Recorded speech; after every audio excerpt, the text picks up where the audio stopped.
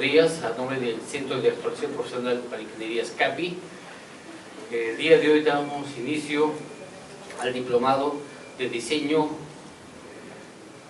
profesional en concreto. Tenemos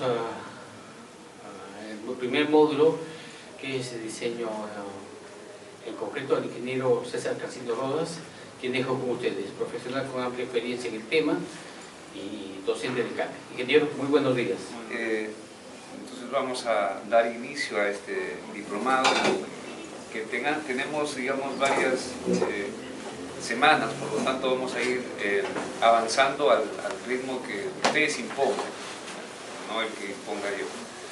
Si hay necesidad de repetir alguna cosa, me hacen mención y la repetiremos hasta que ojalá se entienda. ¿Estamos? En el capítulo 21 de la norma técnica E060, todo lo que es concreto armado en el Perú se debe diseñar según la norma técnica E060. La norma técnica E060 ha sido desarrollada tomando como referencia el ACI 318 del 99. Se han ido pasando, ha ido evolucionando esto y ahora estamos en el ACI 318 del 2014, que vendría a ser, digamos, la referencia principal. Hay algunas, lamentablemente, en nuestra norma hay algunas situaciones que no están reflejadas en el ACI 318-2014, ¿no? Pero esta norma sirve como referencia para hacer el diseño de los elementos del programa. Como ven acá, este es el documento al que estoy haciendo mención, el ACI 318-S del 2014. Dice requisitos de reglamento para concreto estructural ACI 318-S de 2014. Versión español y un sistema métrico, sistema internacional, ¿no? Este documento en el ACI se han encargado de desarrollarlo mediante ejemplos en este manual o handbook que le llaman los gringos y que está en inglés, lamentablemente. Pero bueno, ahí esas son las dos referencias principales. Hay algunas otras referencias, miren, antes de que me vaya al tema en sí. El ACI 314. El ACI tiene varios capítulos, cada uno de ellos,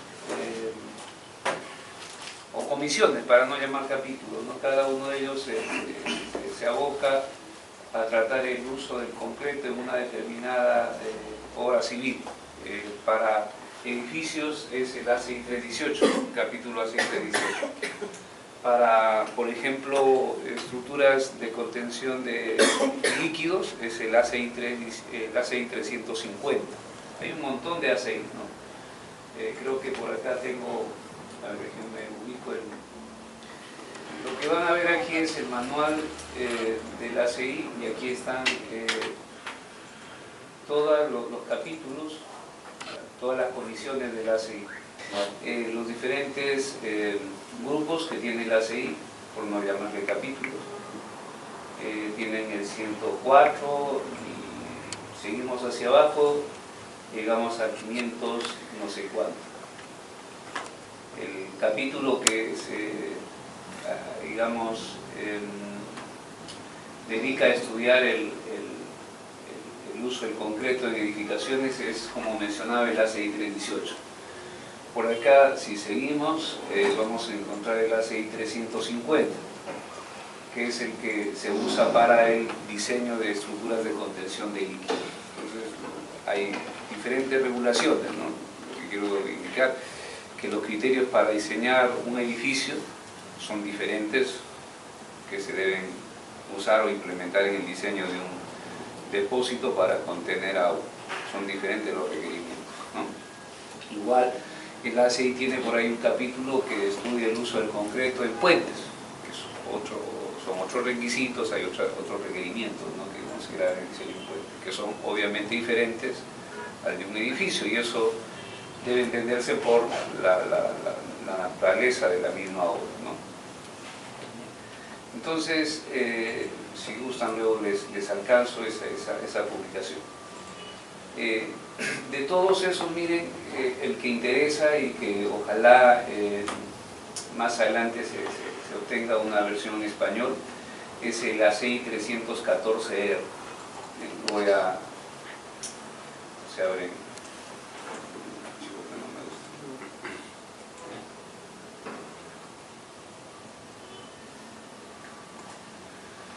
Y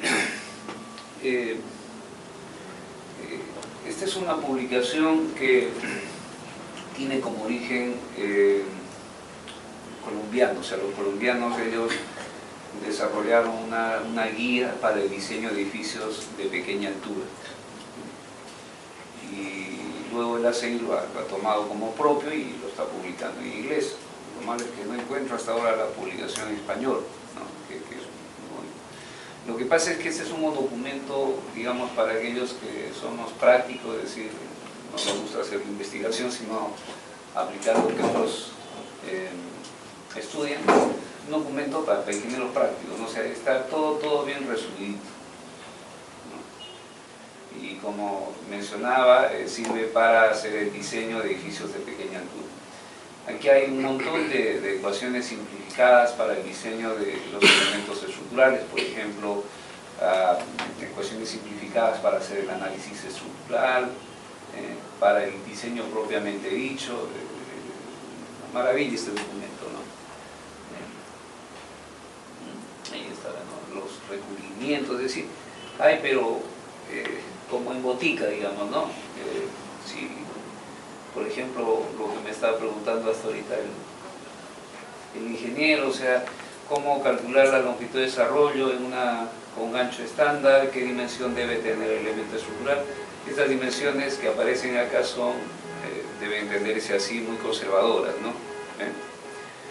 Pero que sirven para guiar el diseño, ¿no? Y así, miren, van a encontrar pues información al por mayor y menor en este documento, que les sugiero le den una ojeadita, y de hecho que les va a agradar, ¿no? Bueno, entonces, eso es, creo, lo que tenía que indicar como un preludio a lo que vamos a mencionar ahora. Entonces, miren, en la norma técnica de 060, en el capítulo 21, se señalan todos los requisitos que deben cumplirse en el diseño de aquellas estructuras que tienen o van a tener compromisos sísmicos. En este capítulo, las estructuras se clasifican, o los sistemas estructurales resistentes a cargas laterales, así se llama, se clasifican, como ya es conocido, en sistemas de tipo pórtico, ¿no? Dual, como ven, cierta cantidad de muros con una cierta cantidad de columnas. Vamos a hablar más adelante de este concepto que es la ductilidad, de desplazamiento. Esta es la capacidad de formación que va a tener la estructura. Las estructuras se diseñan para que, digamos, pueden resistir un determinado nivel de desplazamiento total. Eso se llama la ductilidad global. Y para que se logre eso hay que darle ductilidad local. Las secciones deben tener capacidad de formación. Solo vamos a ver también lo que habría que comenzar a reconocer, y seguramente ustedes conocen, es que para un sistema estructural de tipo pórtico, por ejemplo, el valor de R es de 8, y su ductilidad, su capacidad de formación es de 7. Entonces les decía, miren, que esa ductilidad de desplazamiento global mide la capacidad que tiene la estructura para absorber desplazamientos laterales.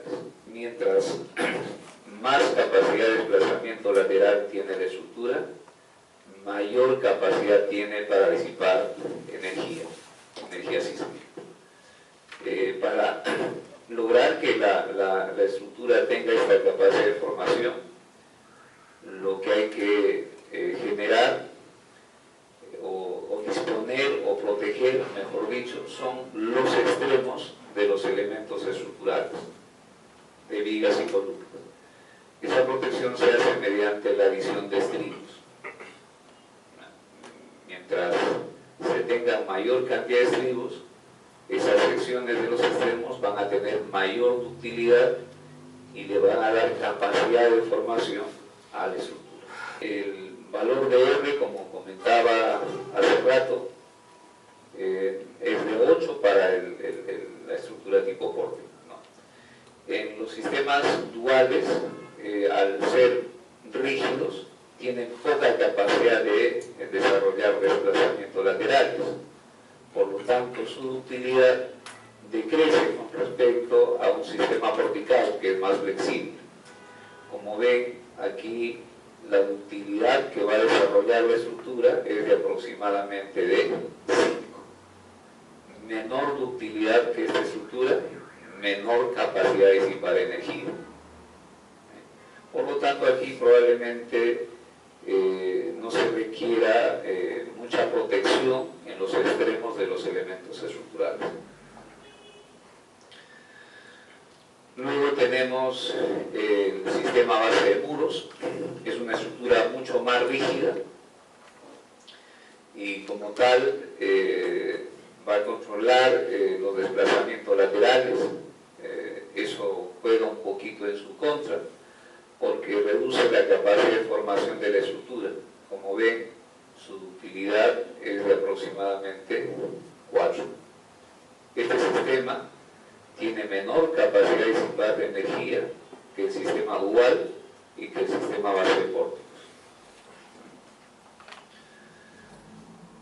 Y luego tenemos el sistema de muros de utilidad limitada, que como ven, el valor de R es de 4 y la ductilidad que aquí no se ha indicado debe ser del orden de más o menos 3.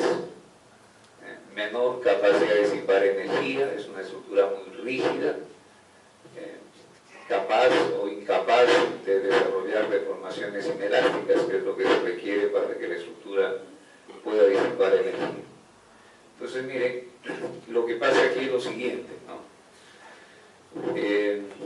A las estructuras que tienen mayor capacidad de disipar energía se le asigna un valor de R mayor, y a las estructuras que tienen poca capacidad de disipar energía se le asigna un valor de R menor. Muy bien, entonces estos son los sistemas estructurales. La norma técnica es 060 y se indica cómo se puede clasificar la estructura. Una estructura porticada es fácil de identificar, obviamente, columnas y vigas. Un sistema dual o muros es difícil de identificarlo a priori. Entonces, para hacer la identificación se hace en función del cortante que toman las columnas y el cortante que toman los muros estructurales, ¿no? Y si esa relación es entre el cortante que toman las columnas y los muros están dentro de los rangos, 80-60%, según eso se va clasificando el sistema estructural. Entonces, eso es lo que tenemos aquí en el Perú, ¿no? El ACI, bueno, esta diapositiva fue desarrollada ya hace mucho tiempo atrás, pero se sigue manteniendo el mismo criterio. En la ACI, las edificaciones para el diseño se van haciendo mediante la categoría de diseño estructural, que se llama CDS. Y el modo que ellos tienen de clasificar las construcciones para efectos del diseño sísmico es mucho más coherente de la que nosotros tenemos. Porque en el caso nuestro solamente se toma como referencia digamos, la razón o la diferencia o el porcentaje importante que toma uno u otro sistema estructural. estructural. Aquí además se pone en juego la ubicación de la construcción, el tipo de desempeño que se quiere lograr, ¿no? Bien, entonces ellos clasifican las construcciones para efectos de diseño sísmico desde la clase A hasta la clase F, y de acuerdo a ello, digamos, se deben hacer el diseño, ¿no? Los sistemas estructurales que ellos proponen son pórticos resistentes a momento. Luego tienen los pórticos especiales, pórticos intermedios a momento, pórticos ordinarios a momento, y no aparece acá en esta diapositiva, pero luego tienen los muros especiales, ¿no? Que es una clasificación que comenzó a plantearse, me parece, a partir de 2012. Bien, entonces en el Perú estamos limitados a esto, no se olviden, sistema estructural resistentes a cargas laterales, pórticos, dual, muros estructurales y muros de ductilidad limitada. ¿Cómo se hace la clasificación? Sabiendo qué porcentaje del flotante basal es absorbido por los pórticos o qué porcentaje del flotante basal es asumido por los muros, ¿ya? Bueno, luego miren, por acá he tratado de un poco resumir los sistemas estructurales de piso, y que es una información que nos va a servir probablemente para el desarrollo del diplomado. Bien, y aquí están, me parece, considerados todos los sistemas estructurales de piso. Tenemos las losas que trabajan en una dirección y las losas que trabajan en dos direcciones. Hay losas que se apoyan sobre vigas, como es el caso de acá, losas apoyadas sobre vigas, y hay losas apoyadas directamente sobre las columnas. Este tipo de losas apoyadas sobre columnas se le da el nombre de placa plana. Cuando la losa tiene un engrosamiento en el apoyo, o sea, en la columna, toma el nombre de losa plana, con sobreespesor y en la vertiente de las columnas. Y luego lo que les decía hace rato, ¿no? Las losas apoyadas en su perímetro, que pueden ser apoyadas sobre vigas o muros. Luego la intención, como todos deben reconocer, gran parte de la masa inercial corresponde al peso del techo. Entonces la intención es reducir al máximo el peso del techo, y para ello se recurre al uso de losas aligeradas en una y dos direcciones. Bueno, y por acá hemos ido mostrando algunos sistemas estructurales de piso. La placa plana, no se olviden, es la losa apoyada directamente sobre las columnas. Aquí el problema principal es proveer a la losa de suficiente resistencia al cortante por funcionamiento. Algunas ventajas constructivas, una construcción simple, la reducción de los costos de acabado, menor altura de entrepiso. Esto de la menor altura de entrepiso tiene una valía muy importante, es decir, miren que si tenemos el espesor de un entrepiso típico está definido por el perante de la viga. Entonces, si tenemos un perante de viga de 60 centímetros, un edificio de 10 pisos, estamos perdiendo 6 metros, es decir, estamos perdiendo 2 entre pisos. Entonces, ahí lo que se trata es de reducir el perante de la viga, ¿no? ¿Cómo se puede reducir? Usando este sistema de placa plana. Lamentablemente este sistema ha mostrado que tiene mal comportamiento sísmico. Hubo un sismo aquí en México del 85, no sé si han visto ustedes en la internet las fotos, pero en México recurrieron a esta solución para lograr maximizar el uso del espacio en elevación. Y cuando sucedió este sismo, casi todas las losas fallaron por funcionamiento y comenzaron a caer desde el último piso hacia abajo. Y el funcionamiento, como todos sabemos, la losa se incrusta o la columna se incrusta en la losa y fueron cayendo uno sobre otro los techos. Murieron mucha gente. Hay fotos ahí que se ven de edificios de 10 pisos, o las losas en el primer piso, haciendo la idea de que como ese edificio tuviese un piso, ¿no?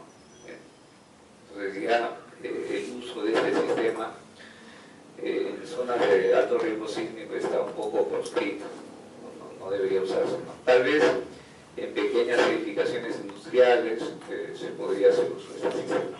Entonces dice, estas son recomendaciones, son criterios que no necesariamente uno debe seguir a rajatabla. Cuándo usar, cuando tenemos baños cortos,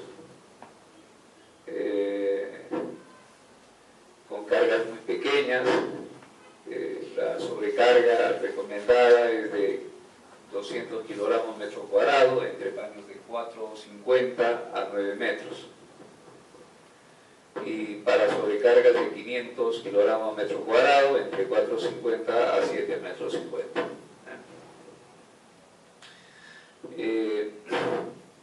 En zonas de alto riesgo sísmico, cuando se usan estos sistemas de placa plana, a fin de lograr cierta redundancia estructural, se recomienda colocar una viga en el perímetro, tal y cual aquí se indica, ¿no? Eso es para darle redundancia al sistema estructural. Bien, aquí se ha puesto placa plana con vigas de borde, que les decía las ventajas: incrementa la resistencia a carga lateral, incrementa la resistencia torsional, disminuye los desplazamientos del borde de la losa. Aplicaciones típicas, las indicadas en placa plana sin viga de borde. Losas en dos direcciones y estaría apoyada sobre vigas. Estas serían en todo caso las más, serían mejor que las anteriores en zonas de alto riesgo sísmico, ¿no? Aquí la presencia de las vigas evita que se presente el efecto de funcionamiento sobre la losa. Las ventajas: incrementa la resistencia de carga vertical y lateral, una construcción simple, techos planos, reducción de los costos de acabado, aplicaciones típicas. Aquí nuevamente se están dando algunas recomendaciones en función de la sobrecarga que debe soportar el techo, ¿no? Un rango de luces para cada una de esos tipos de sobrecarga.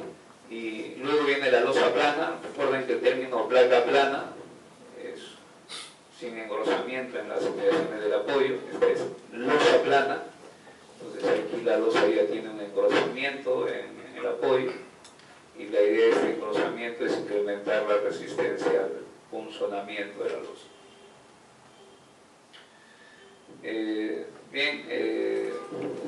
Tenemos aquí la placa plana con ábatos capiteles que sirven para incrementar la resistencia al corte por funcionamiento.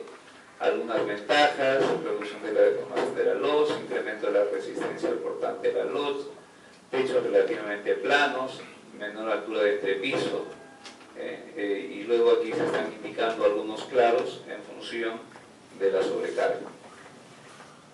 Un rango de claros en los que se pueden usar estas losas según la intensidad de la sobrecarga. Y luego tenemos las losas nervadas en una dirección, que en esto sí conocemos nosotros al por mayor y menor. Las losas aligeradas le llamamos. Un sistema muy efectivo porque permite reducir el peso del techo.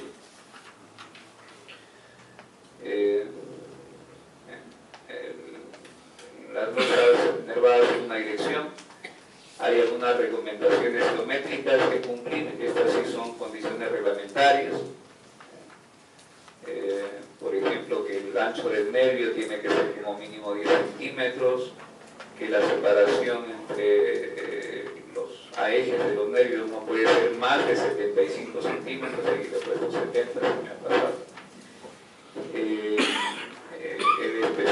la losa debe ser menor o igual que 3.5 veces el ancho del nervio, pero siempre mayor a 5 centímetros. En nuestro medio se logran o se fabrican unidades de techo que tienen espesores operantes o tamaños de 12, 15, 20 centímetros, que con el espesor típico de los 5 centímetros que manejamos se pueden obtener losas de 17, 20 y 25 centímetros. Bien, aquí hay otras recomendaciones con respecto al espesor de la losa.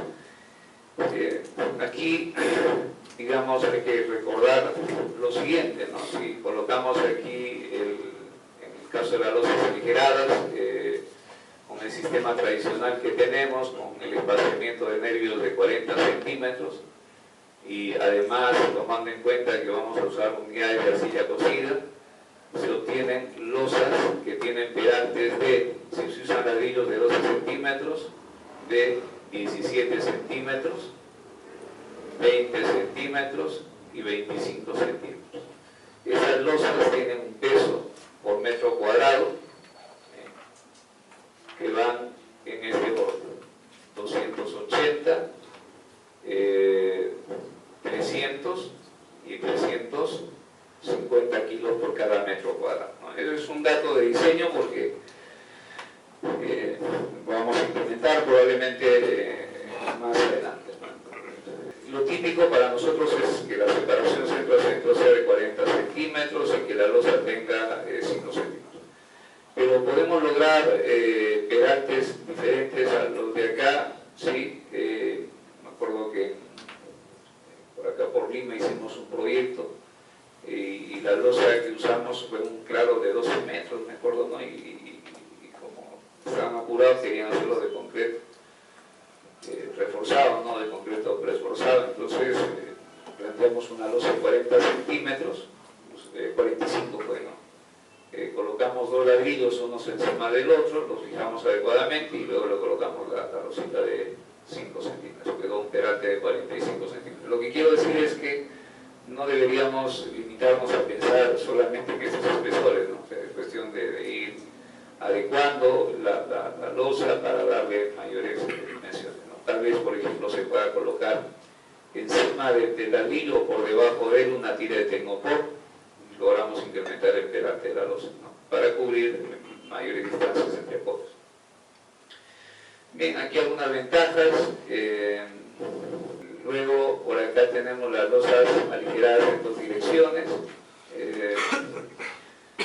con vigas ubicadas en el perímetro y en la parte interior, a fin de incrementar la resistencia al funcionamiento, se colocan los ábacos o capiteles.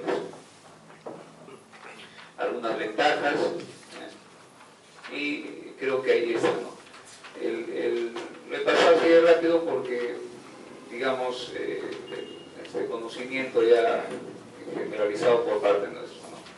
Entonces tenemos las losas, esta vendría a ser la placa plana, la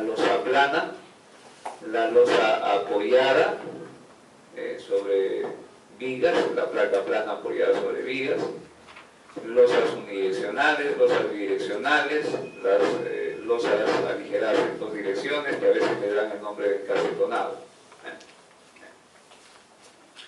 Muy bien, entonces ahora sí ya creo que vamos a entrar de llano al desarrollo de este diplomado.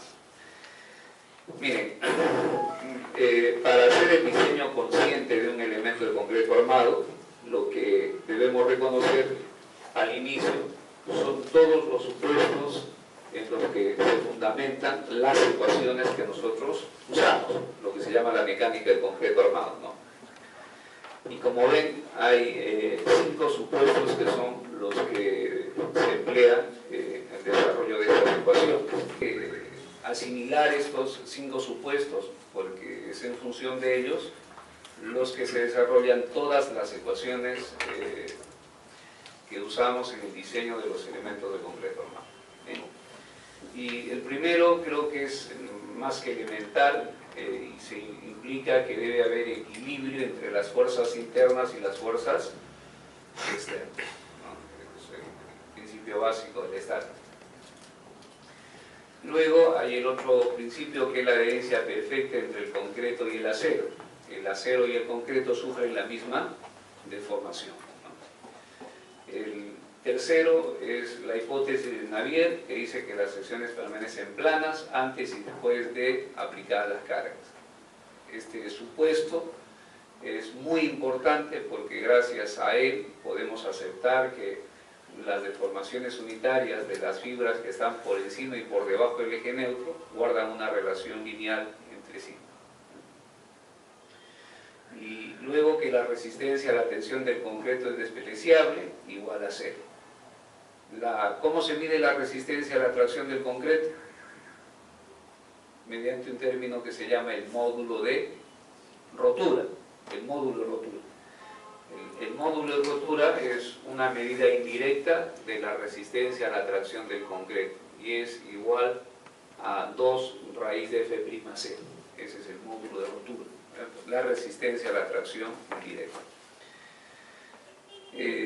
Si consideramos un concreto 280, más o menos el módulo de rotura va a resultar de 33 kilocentímetros cuadrados, es decir, la resistencia a la tracción del concreto es de 33 kilos por cada centímetro cuadrado. Una pieza de madera de tornillo tiene una resistencia a la tracción de 100 kilocentímetros cuadrados. Es decir, la madera tiene una resistencia a la tracción aproximadamente de 3 veces la resistencia a la tracción. Luego, el quinto dice que los esfuerzos dependen de la deformación unitaria de la misma manera que el diagrama esfuerzo-deformación unitaria del material. Eso también es valioso porque luego nos va a permitir entender qué es lo que pasa cuando los materiales comienzan a desarrollar deformaciones y si estas deformaciones hacen que el material se encuentre en el rango elástico o en el rango inelástico. El primer supuesto es que debe existir equilibrio entre las fuerzas internas y las fuerzas externas, ¿no?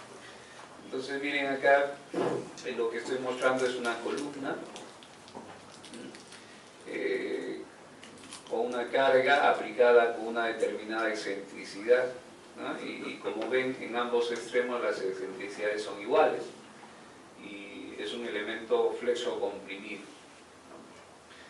¿no? Luego acá se hace un corte y se está mirando la columna de aquí hacia arriba. Ese corte se muestra acá. La sección, aquí, recuerden que de aquí hacia acá, disculpen que me extralimite con algunas cosas porque supongo que son para mí interesantes, ¿no? Pero desde aquí hasta acá, la columna se debe visualizar compuesta por una serie de láminas que son perpendiculares al baricentro o el eje longitudinal. Bien. Esas láminas van a tener una forma que será igual a la geometría de la columna en este caso, ¿no? Si la columna es de sección rectangular, las láminas serán rectangulares, ¿no? Si la columna es circular, esa lámina también será circular. Si es en T, esa lámina tendrá la forma de una T. Yo os colocaba el ejemplo de láminas para indicar que luego cada lámina se llama una sección. Entonces, de aquí hacia arriba hay un número infinito de secciones. Un número infinito de secciones. Y así hay que visualizarlo, ¿no? Es como, a ver, le voy a dar grosor a la sección. Este libro es una sección. Es la sección de una columna, ¿eh? Hay un número infinito. Entonces, acá lo que estamos viendo es una sección. Esta es la sección antes de aplicada la carga. Entonces, la sección antes de aplicada la carga está así, ¿no es cierto? Bien. Y luego, después de que se aplica la carga, la sección lo único que hace es girar, gira, sin doblarse. Porque si se dobla, significa que ya existe deformación por corte. Entonces, no hay deformación por corte, ¿no? Y decimos, muy bien, esto lo único que hace es girar. Entonces la sección estuvo acá primero, acá, y cuando se aplica la carga, la sección gira, y quedó ahí. Bien. Que la sección permanezca plana antes y después de aplicada la carga, significa que cumple con la hipótesis de Navier, ¿no? La sección gira nada más, ¿no es cierto? Ese giro es importantísimo. ¿Ya? Entonces, esta es la sección antes de aplicada la carga y esta es la sección después de aplicada la carga. Es el tercer supuesto. Eso, en realidad, en vigas se cumple casi a cabalidad, pero en columnas ese supuesto no se cumple. Se cumple con cierta aproximación. Entonces, ¿qué significa? Que las ecuaciones que usamos para diseñar vigas tienen mayor precisión, ¿sí?, que las ecuaciones que usamos para diseñar columnas. Entonces, eso es lo que habría que tener cuidado. Bien, entonces, y ¿se acuerdan? Aquí vamos a tener luego, como ya he visto esto como compuesto por una serie de planos, de secciones. Esta es una sección, luego gira. Luego hay que comenzar a visualizar la columna conformada, o en este caso el elemento estructural, conformada por una serie de láminas verticales.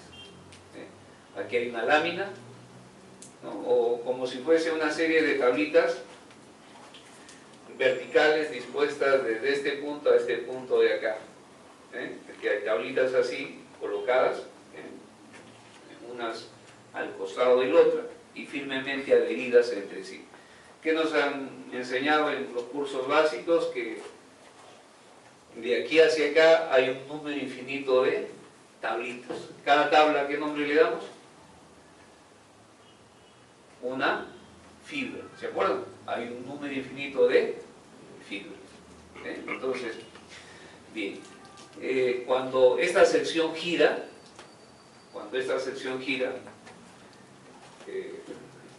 primero antes de aplicar la carga, luego al girar, va a obligar que las fibras que están de aquí hacia la derecha se acorten, ¿no?, y las fibras de aquí hacia la izquierda se alarguen. Pero ese acortamiento, cada una de las fibras va variando de modo lineal, ¿no?, por la validez esta de la hipótesis de Ver. Aquí la fibra se alarga, se acorta más, aquí más, y la de aquí menos, y así sucesivamente. Entonces, hay un número infinito ahí de fibras, y cada fibra se acorta o se alarga con respecto al eje neutro, ¿no? Las fibras que tienen mayores alargamientos, acortamientos, son las que están lo más alejadas del eje neutro. Esta es la fibra que no se acorta ni se alarga, ¿no?, que es el eje neutro. ¿De acuerdo? Bien. Y luego, si esas fibras se alargan, se supone que en esas fibras van a tener que desarrollarse esfuerzos, mejor dicho, fuerzas, ¿no? Claro, el esfuerzo luego lleva a tener una fuerza. Si el material tuviese un comportamiento elástico lineal, entonces la fuerza que se desarrolla sería K por delta. Delta es la deformación que sufre esa fibra, acortamiento, alargamiento, y K representa la rigidez axial de ese material. La rigidez axial nosotros lo medimos mediante el módulo de elasticidad, ¿no es cierto? Es el módulo de elasticidad que mide la rigidez. Entonces, podríamos calcular ahí las fuerzas que se van desarrollando en cada una de las fibras. Ahora, como ven, cuando esta columna se va a doblar así, se va a doblar hacia la izquierda, ¿sí se ve? Esta vendría a ser la cara comprimida y esta es la cara traccionada, ¿no? Entonces, de aquí para la izquierda, todas las fibras están traccionadas. ¿Qué decimos? Que la resistencia a la tracción del concreto es despreciable. Entonces, el concreto aquí está traccionado y la resistencia o la fuerza que puede desarrollar es igual a 0. ¿Quién debe asumir todos los esfuerzos de tracción? Es el acero. ¿Bien? Y el acero traccionado, aquí justo en esta fibra, desarrolla una deformación unitaria igual a ES. ¿No? Que la deformación aquí, en este nivel, por uno de los supuestos, la deformación en el acero tiene que ser igual a la deformación del concreto. Adherencia, perfecto.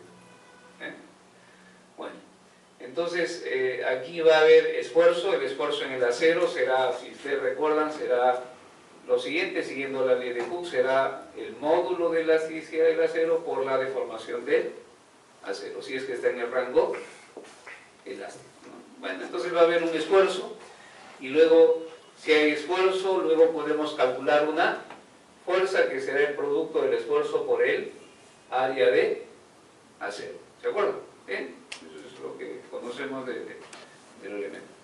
Bien, entonces aquí va a tener que desarrollarse una fuerza de tensión, que será el producto de A sub S por F sub S.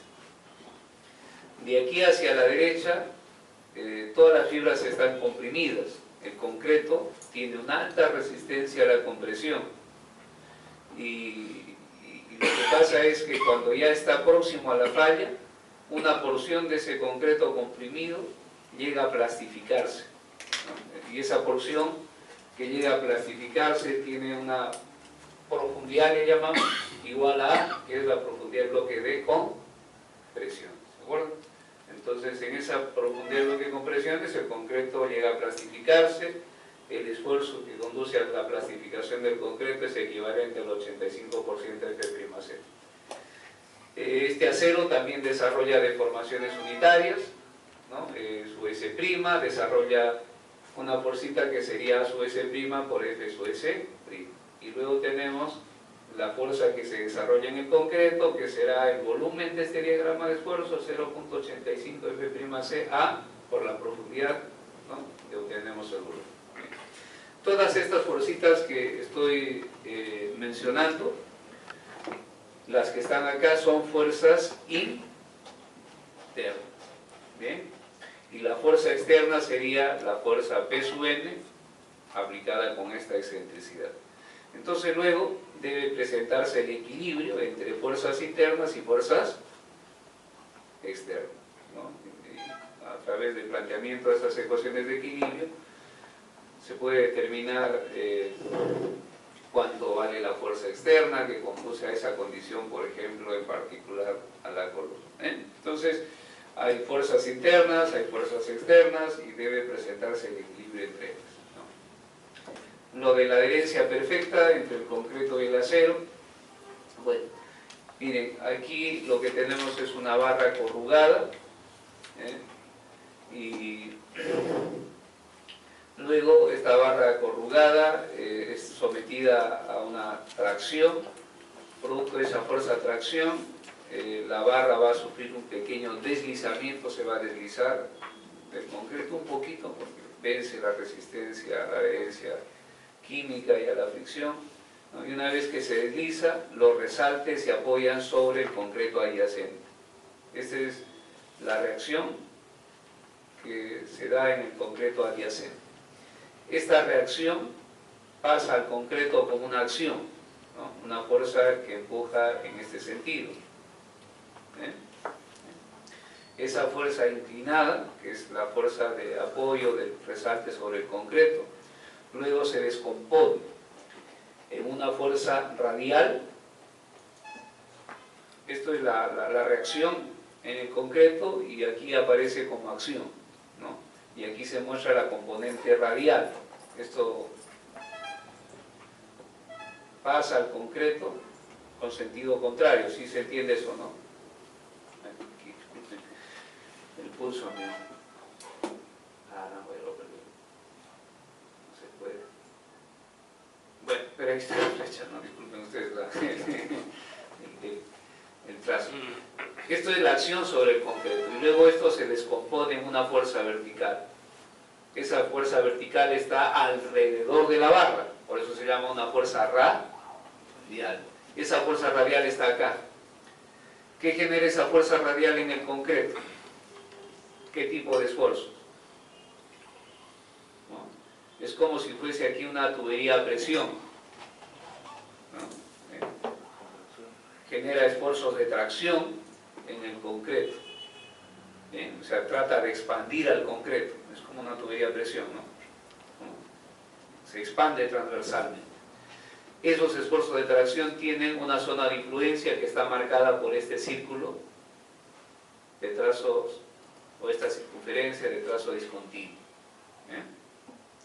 Si se toma aparte esa zona de influencia, entonces miren, estas son las fuerzas radiales y cómo van variando los esfuerzos de tracción en ese círculo o en esa circunferencia, que es la zona de influencia de los esfuerzos de tracción. Como ven, es máximo justo en el borde de la superficie de contacto del concreto con la barra y va decreciendo, ¿no? Y a partir de aquí hacia la derecha ya como que el esfuerzo de tracción es casi nulo, pequeñito, ¿no? Bien, entonces esa fuerza de apoyo del resalte sobre el concreto va a generar en el concreto adyacente o que rodea la barra esfuerzos de tracción, esfuerzo de tracción. Y como sabemos, el concreto, su resistencia a la tracción es despreciable, ¿no? Que es uno de los supuestos que hemos puesto por acá. Entonces, ¿qué va a ocasionar? Probablemente que esto se fisure, ¿no? ¿O no lo ven así? Se va a fisurar el concreto. Y esa fisura va a ser paralela a la barra, porque estos esfuerzos radiales o esta componente radial está a lo largo de la barra.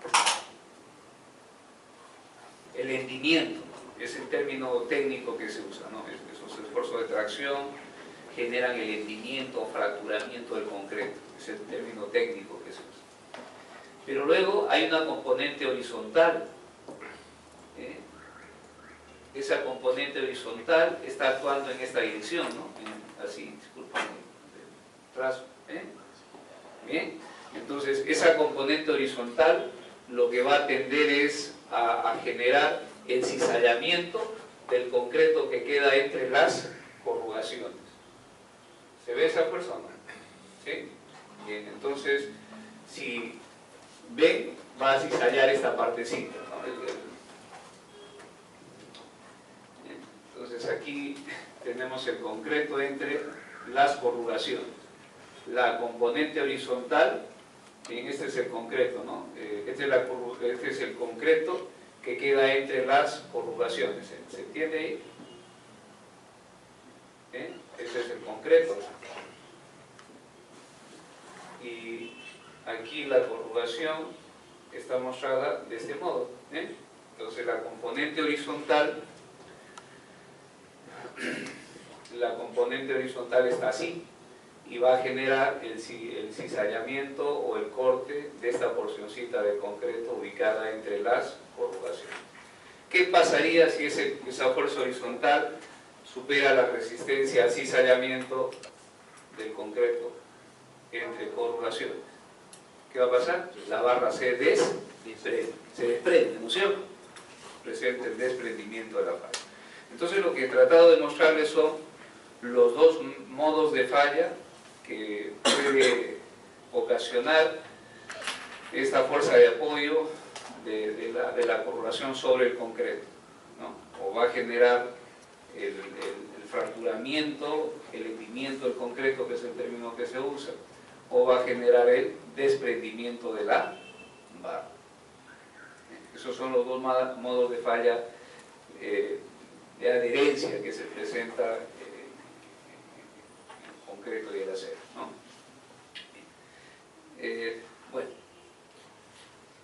sobre las secciones planas que se mantienen o de las que las secciones permanecen planas antes y después de aplicar las cargas, ya creo que lo entendimos, ¿no? Hace rato, bueno, no lo entendimos porque ese es un concepto que nos enseñan desde el curso de estática hacia adelante, ¿no? Lo único que he tratado es de que recuerden o bueno, en todo caso que vayan haciendo un poquito de idea de lo que vamos a hacer, ¿no? Este ángulo de acá lo que mide es la curvatura de la viga, ¿no? Es la curvatura. Y luego hay un tema que seguro vamos a lograr manejar que se llama el diagrama momento-curvatura. Ese diagrama momento-curvatura nos va a permitir definir la ductilidad de una sección. Yo estoy hablando de utilidad pensando que me están entendiendo, ¿no? ¿Tienen una idea ustedes de la ductilidad? Hay dos materiales en ingeniería estructural, ¿no? O es dúctil o es frágil, ¿no es cierto? ¿Cuándo es dúctil? Cuando tiene capacidad para deformarse. Muy bien, ¿y frágil? O sea, falla inmediatamente después de haber superado el límite elástico, ¿no es cierto? No soporta muchas deformaciones. El concreto como material así es frágil o dúctil. Frágil, ¿no es cierto? ¿Y cómo lo transformamos en dúctil? Mediante el acero. Ahora, pero entre el acero longitudinal y el estribo, ¿cuál tiene mayor influencia en la ductilidad de una viga? El estribo, ¿no es cierto? El estribo es muy importante, ¿no? El estribo. Obviamente el acero también, ¿no? Pero la capacidad de formación del concreto se puede incrementar confinando el concreto, ¿no? Bien. Entonces, hay un diagrama momento-curvatura que vamos a tener que revisar seguramente cuando entremos al diseño de vigas, ¿no? Eso es lo que pasa en una sección, y una plaquita, creo, ¿no? Como ven aquí en el dibujito, la placa es de sección rectangular. Aquí tenemos la sección antes de aplicada la carga y luego la sección después de aplicada la carga, ya mostrada de color rojo. Y como ven, primero hay una pequeña deformación. Esa deformación se puede medir mediante la rotación de la sección. Esta sección aquí rotó poco, aquí rotó más, aquí rotó más. Cuando la sección gira más, lo que hace es generar un incremento en las deformaciones unitarias de las fibras que están alejadas del eje neutro. ¿Se acuerdan qué significa este 3 milésimas? Es la máxima deformación que puede soportar el concreto sin confinar, el concreto simple. Es la máxima deformación. Es la deformación útil del concreto, le llamamos, ¿no? Bien,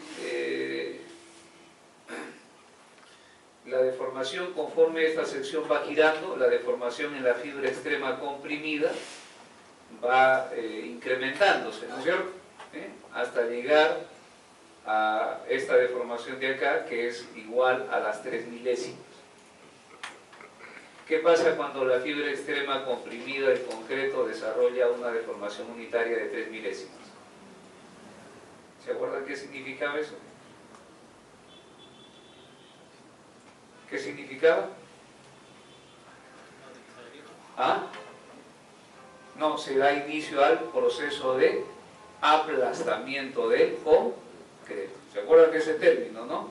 Entonces, y el inicio del aplastamiento del concreto ya significa que la sección está a punto de fallar, ¿no? La resistencia de un elemento de concreto armado depende principalmente de lo que le sucede a la fibra extrema comprimida. De eso depende, ¿no? La resistencia está acotada por la deformación unitaria de la fibra extrema comprimida. Esto es todos los elementos de concreto armado. Entonces, cuando llega esta deformación de acá, la fibra extrema comprimida, la sección desarrolla su máxima resistencia. Y ahí acabo, más de eso no.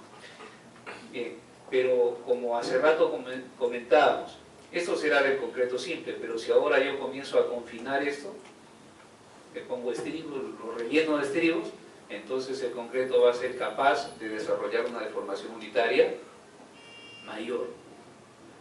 Inclusive hay algunos investigadores que han logrado obtener deformaciones unitarias confinando el concreto del orden de 8 milésimas, que es un montonazo, ¿sí?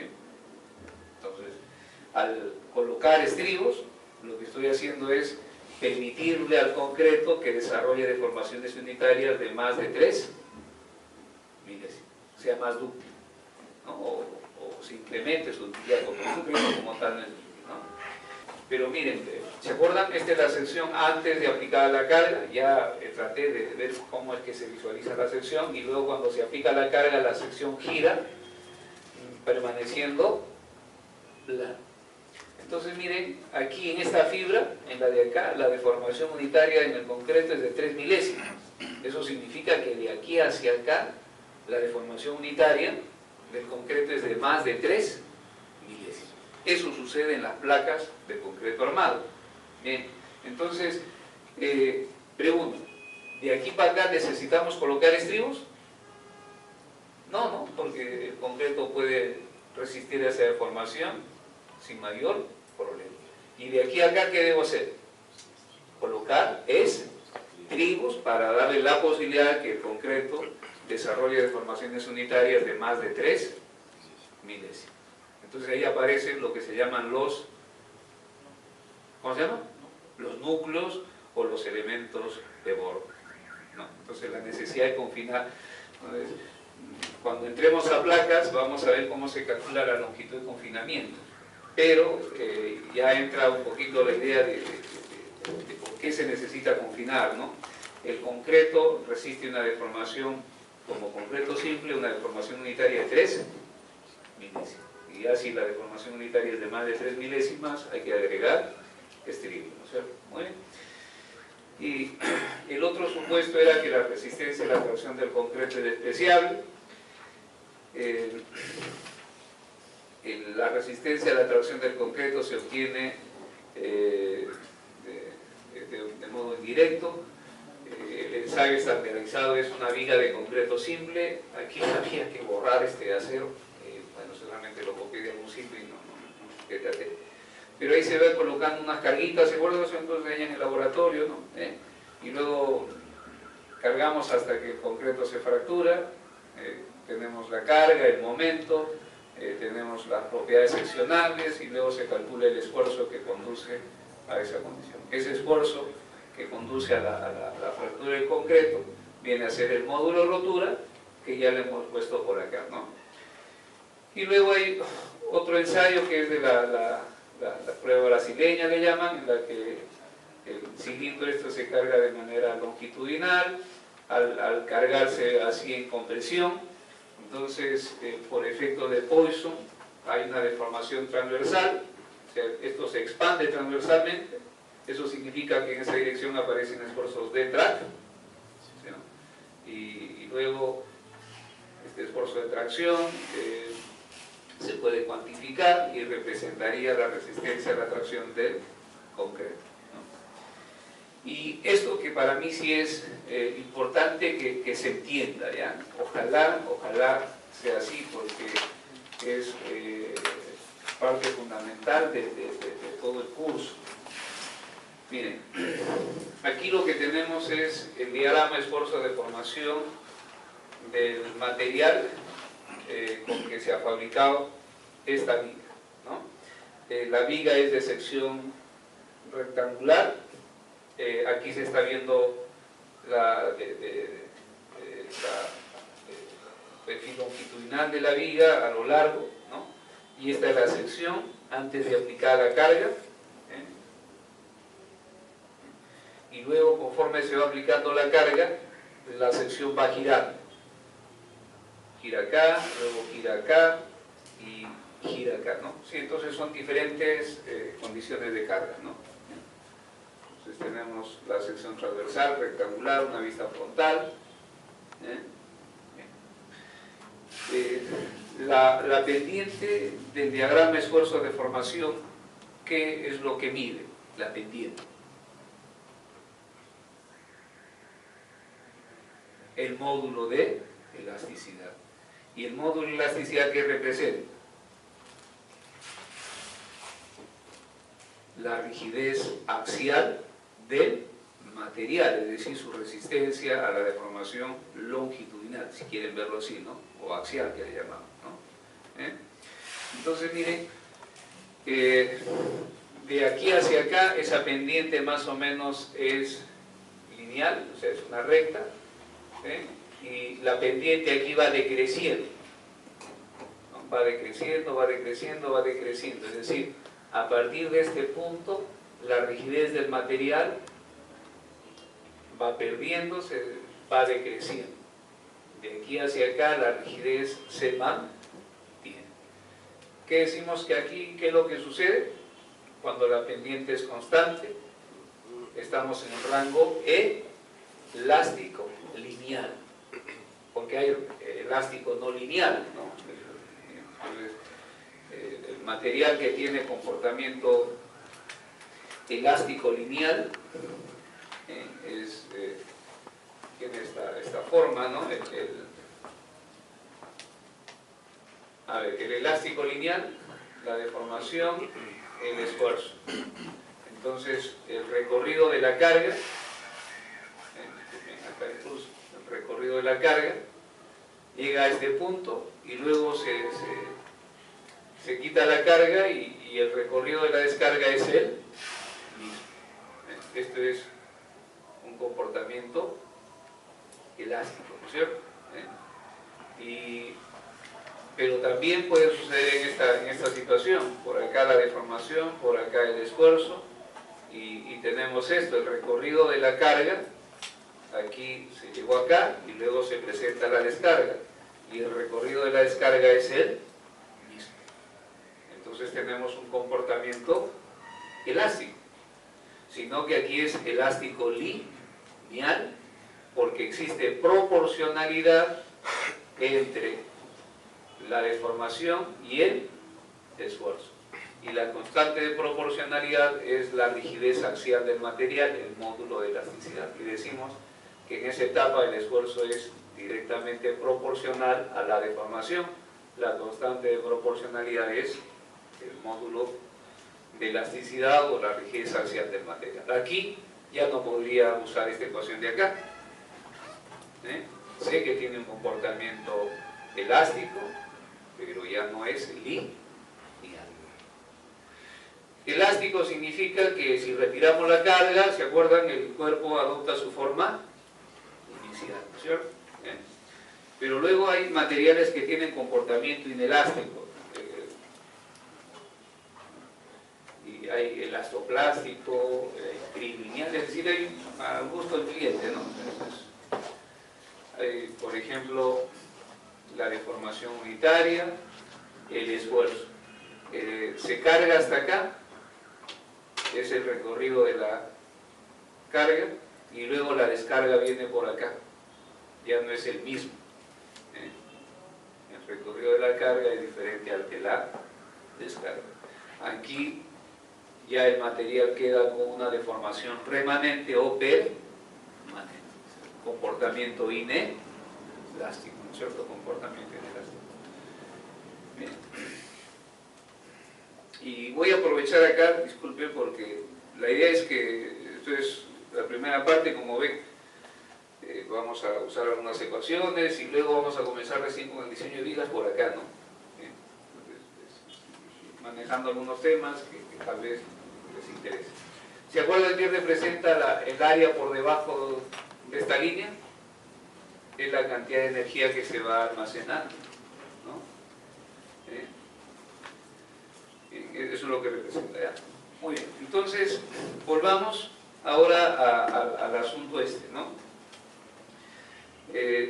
Entonces hasta acá tenemos ya un comportamiento elástico lineal, y a partir de aquí ya el material tiene un comportamiento inelástico. Probablemente el recorrido de la descarga sea por acá.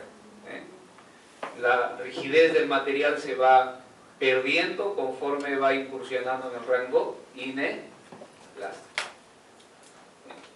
Entonces miren, como es una sección que tiene simetría, el eje neutro se va a mantener, y además, capaz aquí faltó mencionar que el comportamiento del material es el mismo, tanto en tracción como en compresión, o sea, la curva de esfuerzo de formación es similar en este otro cuadrante, similar.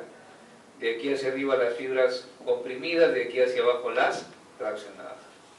Todas tienen el mismo nivel de comportamiento, están regidas por el aire.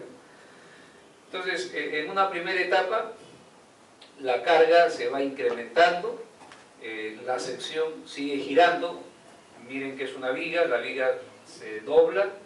Al doblarse, como se notará aquí en esta diapositiva, las secciones comienzan a girar, ¿no? Giran, mientras mayor es el momento, mayor giro tendrá la sección, y gira y gira y gira hasta que llega a generarse que la deformación en la fibra extrema o en las fibras extremas es igual a E1, que vendría a ser el límite para el comportamiento lineal. Y ahí quedó. Pero a partir de ese instante se sigue incrementando la carga, la sección gira y la fibra extrema, traccionada y comprimida, desarrolla una deformación unitaria igual a E2. Entonces miren, aquí se ha trazado una línea vertical. Estamos en esta de acá, ¿no? Y notarán que de aquí hacia abajo se ven las deformaciones de estas fibras. ¿Se acuerdan? Un número infinito de tablitas unas encima de las otras, cada una representa una fibra. Entonces de aquí hacia abajo las fibras están incursionando en el rango elástico lineal, y de aquí hacia arriba las fibras ya están incursionando en el rango no lineal, ¿no? Y se sigue incrementando, ¿no? Hasta llegar a esta condición de acá, en la que la fibra extrema desarrolla una deformación unitaria igual a E3. Entonces puedo notar lo siguiente: a partir de esta fibra de acá hacia abajo, las deformaciones unitarias de esas fibras son menores que E1. Estas fibras están en rango elástico, y de aquí hacia arriba están incursionando en el rango inelástico. Y así se puede ir manejando. Bien, aquí en esta figurita se está mostrando la distribución de esfuerzos en las fibras superiores.